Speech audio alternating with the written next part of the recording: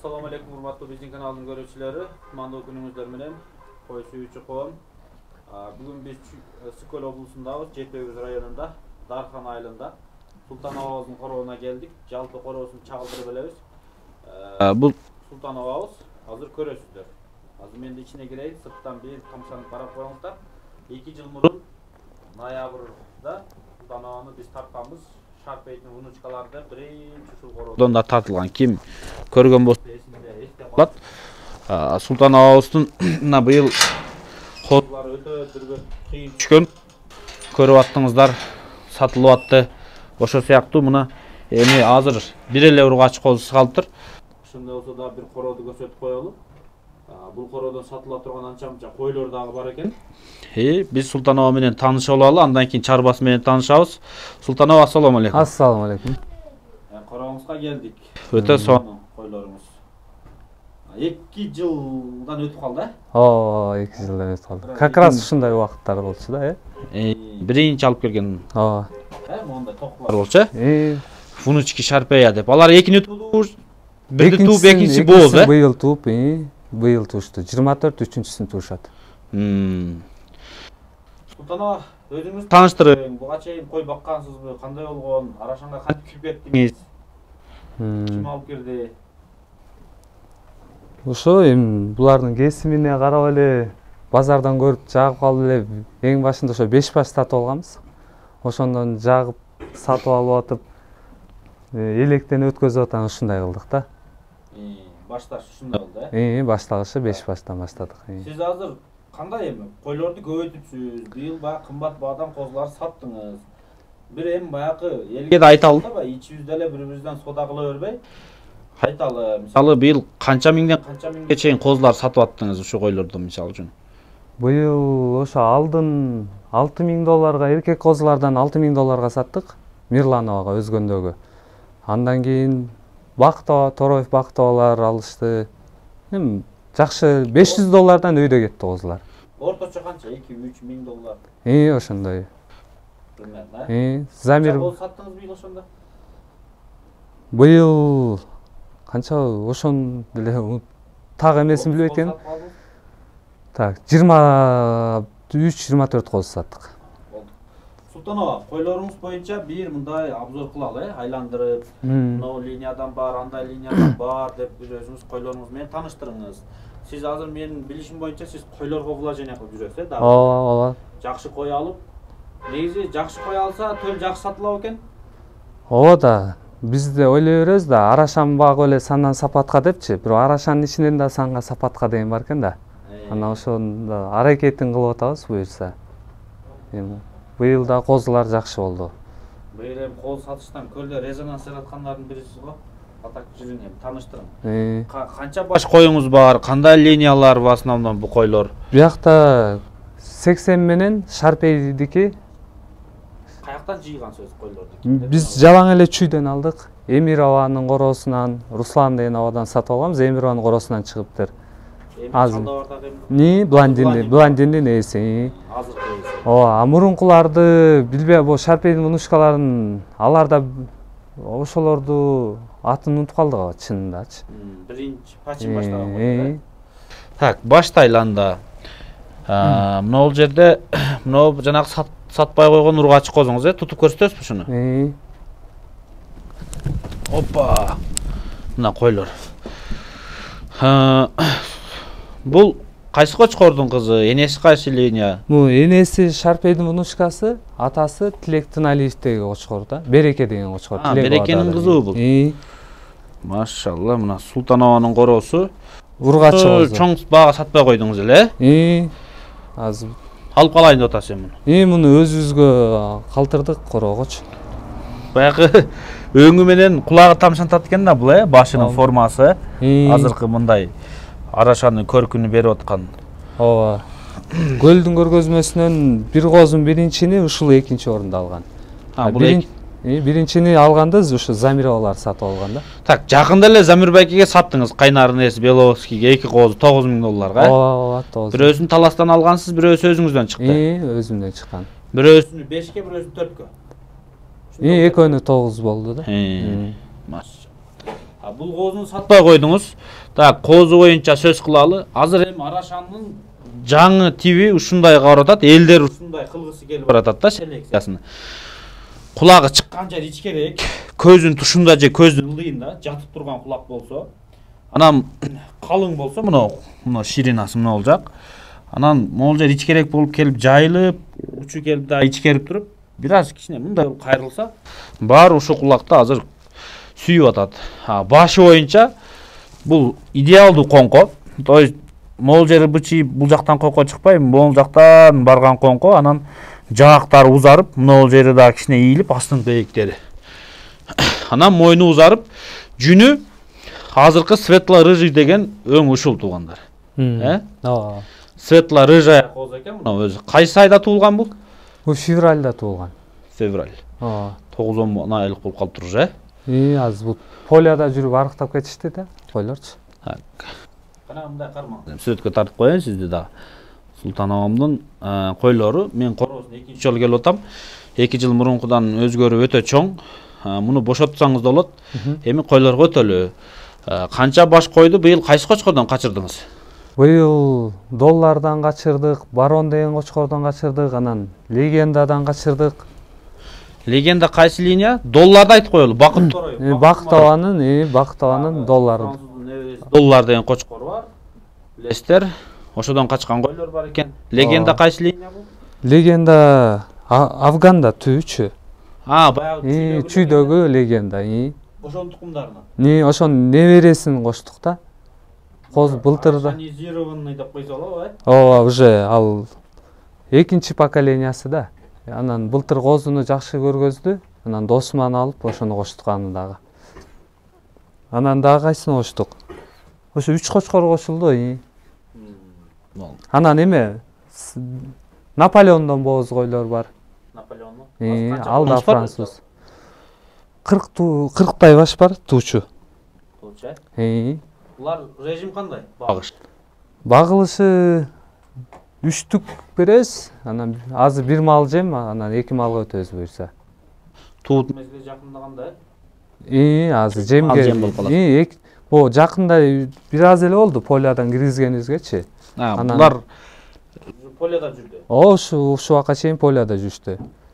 Анан эти бошоп калганда анан киргиздик да. Жайында кандай кылат булар? Жайында өзүм тоого барып карап келдим. Жайлоого? Жайлоого өзүм апарып келдим. Бак огород.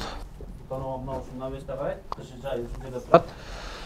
Мына ушул койлоруна бир обзор кылдык. Ушул койлордон быйыл жакшы баада козулар сатылды. Азыр булардын ичинен да сатыла турган койлор бар экен. Эгер кой алам дегендер болсо, бир сурайлы, кандай койлорду сатасыз өзү, канча баш кой сатасыз дегендей да. 10 баш кой сатабыз. Жакшы, бу козулар да жакшы болгон. Мына бу четтеги бу жүндү кой. Мына жүндү кой. Те артындагы 2 кой. Мына экөөбү? Булардан төл алып көргөнсүзбү өзүңүз? Ооба, быйыл козуларын жакшы бага сатканбыз, булардын деле козуларын. Ургаччылар тууган көбүнчөсү. Мына дагы анда? Бир четтен көрсөтүп мунусу болуп калат экен да. Бул эмес, Мына кой. Ооба. Жакшы кочкорда карады. Мына койчу? Жок, бул калат. Бул Форик 2019 чемпиондун кызы. Прямой. Баласы. Кайсы кой? Мына бул кой. Мына ушулда сатылабы? Альмир байкеден чыккан экен бул, Руслановадан алганбыз. Ушундай койлордон бир мындай айдап мына деп мына чамалуу көрсөтүп кете бериң. Бор 2 кой. Мына. Бул кой. Бул мунусу, Мунусу. Анан мунусу артында жүрүп. Мына дагы. Бул. Ооба. Мына дагы? Мына бул Шарпейдин внучкасы бул делечи. Бул кой. Мунун козусу да аябай сонун түшкөн да. Мына Булар кайсы кочкорлордон качкан? Өзү неги сатыла турган койлор. Сатыла тургандар легенданын небересинен качышты. Кочкор бул жерде? Кочкор бул жерде. Көрсөтсөк болот да кочкорду. Ооба, көрсөтсөк болот. Сатыла турган 10 баш кой бар. Анан баасын да айтып койсок жакшы болот. Эгерде. Мына бул кой да бар. Булар да Шарпейдин внучкасы бул экөө теңчи. Аркы 80. Бул 80.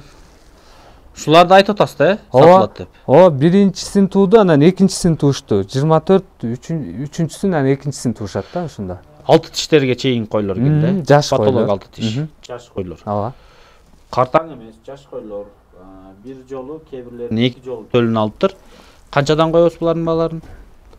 Булардыкын 1,5 миң болот. Берер багыңыз. Берер багыбыз. Эми качкан кочкорду алып чыгың. Эми алам дегендер болсо, кочкорубузда Басан жетелеп көрөт. келчи кочкорду. Ага чейин. Так, Султанова. Кой дагы эле алып атасызбы? Мындай адамдарды кызыктырыңчы, мына сиз айтыңызчы, сиздер ал бул жактан кой алып, кочкор алып, коюп, төлүнү сатып атасыз да, анан сиз быйыл жакшы баада саттыңыз. Ооба. Менин тааныштарымдан дагы алды. Кандай болуп атат эми? Генетикасын кууп атасызбы, кандай? Ооба, бул жерде мен генин куулайм. Линиясын ата тегин карап эле алып атабыз ошо. Кайсы мезгилдерде саттыңыз? Өзү коюн кыйын болсо, кочкорун кыйын, төл кыйын түшкөн болсо, туулганда эле өзү сатуу башталат өзү, жаңы туулганда эле. Ошо туулганда эле чүйдөн келип броюн кылып кетишкен ургач козулардын баарын. Болгону 2 козуну өзүм алып калгам. Бирөөсүнөн Замир байкеге кетип атат да. Машалла. Ошондо эле Кандай алган койлоруңуздун алган бааны, анан караган бааңыз расходун жаап атабы төлдөрү? ооба, жаап атат. Жакшы, Кудайыма шүгүр. Койдо береке дейт го. Мындай шүгүр эле болуп атат. Аллага шүгүр. Ана кочкоруңузду кармаң эми. Бир көрсөтүп коеюн. Султановдун кочкору. Бул кимден чыккан кочкор? Бул легенданын небереси болуп калат. Бул Караколдо Руслановдон чыккан. Анан былтыр козулары жакшы болду. Мынунчу. Бул основной фишкасы кандай кочкор? Каяк жагын жакшы берет экен? Өңүн анан кулагын жакшы берет. Жанакы Замир байкеге кеткен коздун бирөөсү ушуңузбу? Жок, мунун досумда да кыздарычы, менде жок. Анан ошо сиз муну быйыл эле алып коштуңуз? Быйыл эле алып коштум. Досуңуз кошкон мурун? Досум кошкон. Досум муну базардан эле кой жыйнап, ошол жактан эле сонун козуларды түшүргөн да. Кулагы 21 сантиметр. Так. Келиң, мунугу биринчи бетин чистатасыз да, жанакы бети шахмар, күрөң-күрөң бир пыл светте болсо да анча жакпайт элдерге, жайыкча ургачы. Азыр ким эле кочкор алса, ургачы жакшалайын деген бир эме идеяда болуп атат да. Ошол сыңары кулагынын жайгашканы мына көздүн тушунда мындай. Анан кулагы калың. Мындай мен айткандай, могул жагыдан бир аз ич керек болуп, бул жагы жоонор, учкел бир аз мындай кайкалап турса, мындай болуп.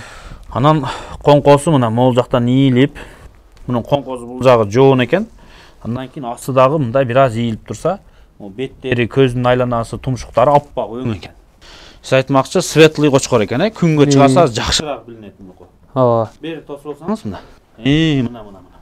Болду эми. Эми сүрөттөп коелу. Мына жүндөрүнүн тазалыгы, күн суукка жараша пух бул жака чыга берет. Анан могул жерлерден билесиздер жүнү кандай. Мояка чейин пух басып кетсе, анда билбедим. Оңгой ушудан качканда? Ушундан качты. Өзүмдүн да эле калчы койлорум деле көбүнчөсү ушундан качты. Быйыл ушундан тукум алалы дедик, козуларын көрүпчү. Козулары жакшы болду. Буйруса, сизге азыр койдон башка сатыкка жок, ургачы, андай кочкор да жок. Жок. Болгону кой сатасыз. Ооба. Койлор качан качы баштаган өзү? Биз октябрда коштук. Ошондо марттан башталат экен. Мартта башталат. Октябрь болсо. Марттан башталат. Марттан башталат. Жакшы эле экен. Кыш чыкканда эң сонун мезгилде туу баштайт. Бул кочкор да арыктап калды. Арыкты аябай. Бул өзү канча жаш кочкор? Бул 4 тиш кочкор. Бул 2 жашка эми толот. Былтыр коз кочкор мезгилинде. Ошондо кошкон. Анда сиз былтыр эле жакшы козуларды берген болсо, быйыл жакшы эле экен анда. Буюрса деп атабыз. Кочкорунду мына коюп жибере бериңиз эми. Султановдун короосун көрсөттүк. Чыгарылышыбызына соңуна келип калдык. Сатыла турган 10 кой бар ушулардын ичинде. Мына примерно мындай койлор. Эми ичинде элиталарын сатпайт экен, конечно. Бирок могу сатып аткан койлоруңуздун ичинен дагы жакшы баада саткан козулар болгонбу ушу койлор тууган? Ооба, болгон. Мисалы үчүн бул Шарпенин внучкасы да аябай жакшы козу берген, ургачы козу берген да. Мынау, муну Шарпетикиндей да агы бар бирутундачы. Ландрастын небересине кошконбуз, өтө сонун козу берген да. Анан биз оптом сатканда мунун балдары, мисалы үчүн могу кой дагы аябай жакшы козу берген. Ne oldu? Гарбаноз, кулак узун козу мунуку дагы. Эми Кудайыма шүгүр болду го, кулак быйыл биздечи. Кулактар аябай жакшы болду баарыныкы элечи. Kölde kulak çakıştı böyle жерде. Анан Kölde kulak var. Так, sizin koylarınız kölden, çüydön jıyılgan koylar eken. Nege azaytayın da otası, azırak karmayın da otası, нужда бар саткан koydu. бир аз эмелерибиз бар эле, ошонун үчүн сатып атабыз. 10 koydu, 15 bin dolarga bereldi. Baylanışıp görüңүздөр. Кандай кочкордон качты? Сиздер Султанованын номерине чалып, этиги кочкордун кыздарын карап көрүңүздөр, былтыр кыздар кандай түшкөн. Видеолорун жөнөтүбүз. Койго коюлгандан кийин формаларын бузат. Ачыгын айтканда, жаш мезгилиндеги формаларын бир телефондон сурап көрүп коюңуз. Султанова жашында кандай болду? Жашында аябай сулуу козу болчу да, мындай аябай келбеттүү болчу, азыр кичине эметип калбады. Койдон чыкканда формалар бузулабы экен да? Ооба да, бул көп койду карабайт анын үстүндөчү. Биздикин бүткөндөн кийин досторубуздукун, туугандардыкын карады да. Бул Шарпейдин прямой кызы. Кана. Бу элита койлоруңуздан да тааныштыра бериң. Ушул ошолордун козуларын расчет алсын, алам дегендер кийинки жылы кайсы айдан туулат сиздер? Марттын 1-ненби?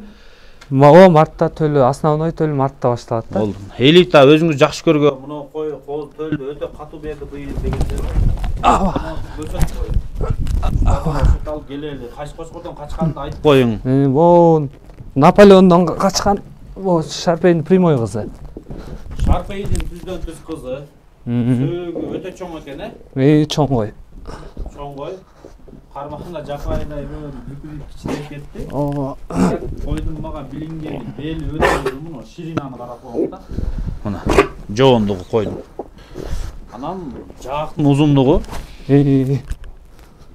башы узун кой экен, Ошо башы жагып алдым да. Муну да жакшы. Чүйдөн келди. Чүйдөн келген. Башы кочкордукунан да узун экен, чоңуну караң. Ооба. Мындай. Наполеондон качкан болсо, демек француздун түгөйүнөн качкан. Шарпей француз түгөй Наполеондун каны эми буюрса келишсе шедевр нерсе түшсө керек. Буюрса деп атабыз. Койлоруңуз кээ бирлери арык. Бул эме болуп калат экен эсен. Козуну мисалы үчүн боякта арык койлор козуну аябай жакшы баккан койлор да. Булар сүткө эле айдай береби ушундай экен да. Мына кечирээкте бөлүнгөн да козуданчы. Бир эрте тууп эрте бөлүнүп, эрте семирип, бири кеч тууп, кеч козу бөлүп, кеч семирип. Ошондой болуп калды. Анын үстүндө бизде да поляда отта түгөнүп калып кичине арыктатып ийдик да койлорду. Болду. Мына кой кандай кой? Мына токтуу. Биринчисин тууду, бул да жакшы козу берди, ургачы козу тууган. Бул да Эмир байкеден чыккан. Ландрастын тукуму. Негизи 80 менен гиганттыкын салыптыр да Эмир байкечи. Анан ушуну көрүп алып гигантка жакыныраак экен дейт да. Мисалы үчүн буларды 80 эле дейт да. Нола? Муну 80.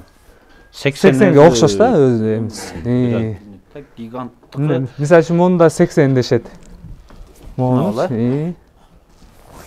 Эме гиганттын тукуму бир аз өтө светлый болбойт, молочный, бирок көбүнчө болуп калат кеде. Бирок каччак жакшы беришет дейт да элдер. Мына ушул койлор банкировкадан өтө элексиз, Банкировкадан өтө элекпиз. Буюрса патент алды, эми көрөсүз да буюрса. Буюрса. Анда эмесе комментарийге өз оюңуздарды калтырып кетиңиздер. Султанованын короосунда болдук. Марттын 1-нен баштап төл башталып калат экен, буюрса март айынын башынан баштап. Азыр сатыкка ушу 10 койдон башка эч нерсе жок экен. Төл алам десеңиздер, кийинки жылды күтүңүздөр. Балким сулуу нерсени өзү биринчи сатып алып калыш дагы өзү бир башкача бир жумуш.